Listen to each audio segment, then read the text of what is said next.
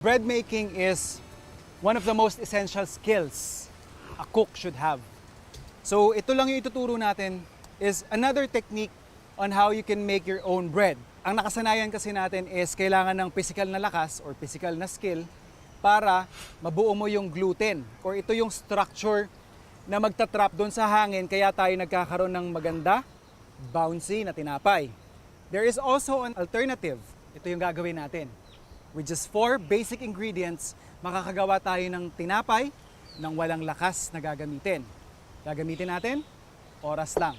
Kaya time yung ginagawa nating alternative. Kasi kapag nagmamasa ka, yun nga, yung physical na force na binibigay mo doon sa flour, tubig, and yeast mo, siya yung parang nagbibigay nung structure, parang nire-realign niya yung gluten structure na meron sa harina na nahaluan ng tubig. Pero oras kasi, yung yeast na gagamitin natin, at least 12 hours, ang mangyayari sa kanya, siya yung parang maglalabas ng hangin na parang in a way, nagre-restructure ng ating gluten. So yun lang yung parang pinaka-overview or pinaka-summary ng buong science sa ginagawa natin. So, I'll just add in our flour and our salt. So I'll add in our water.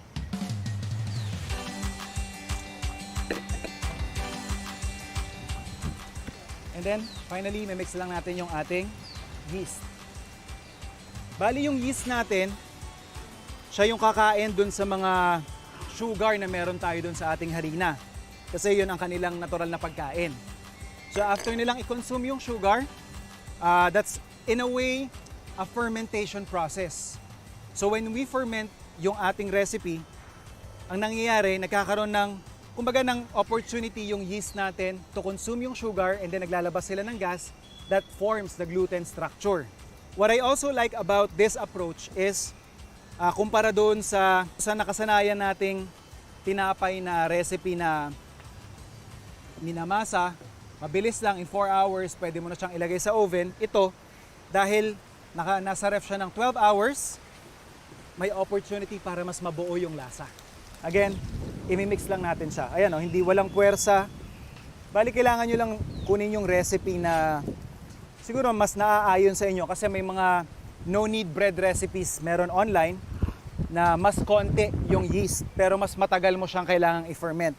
So, kailangan nyo rin i-take into consideration yung ganong factor. So, yan, nakikita nyo.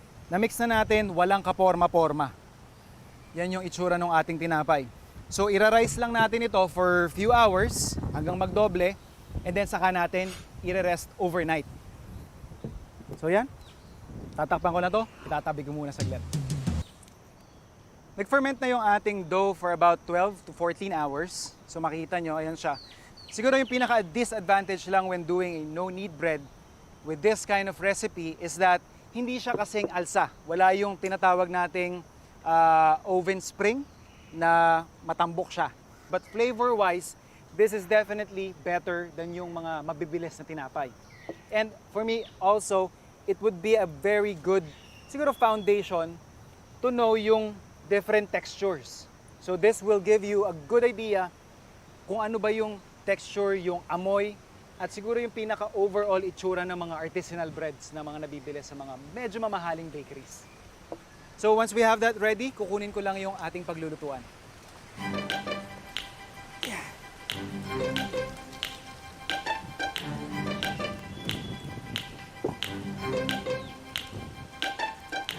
Since wala tayong oven na gagamitin, pinreheat ko yung ating kawali o yung ating wok doon sa ating uling just for us to achieve yung parang oven environment. So ibig sabihin sa loob nito is meron na kagad na temperature and mas mainit than usual. So yun lang yung hahabulin natin and of course familiar naman tayo sa bibingka.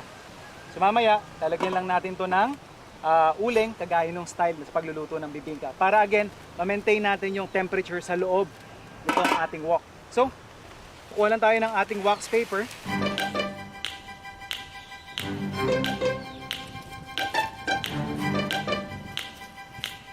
So, yung ating wax paper ang parang pinakamagiging sapin ng ating dough. So, yung makinis na side sa labas, then atin lang ibubuhos. Dahan-dahan lang pag ibubuhos mo na yung iyong dough kasi ayaw mong pumutok yung mga bubbles na nabuo while it was fermenting. Ayan, kung makikita nyo, this recipe is actually mas loose kumpara dun sa mga ibang bread recipes. So once na ibuhos mo na yung dough mo, takpan agad, salang.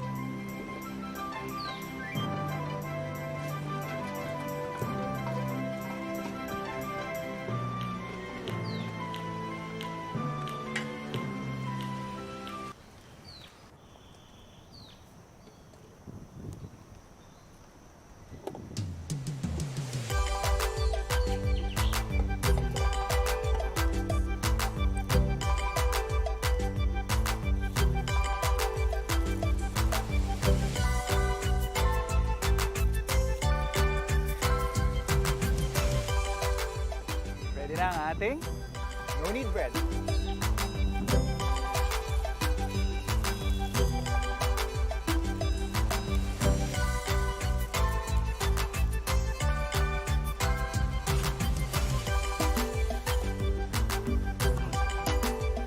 Ayan.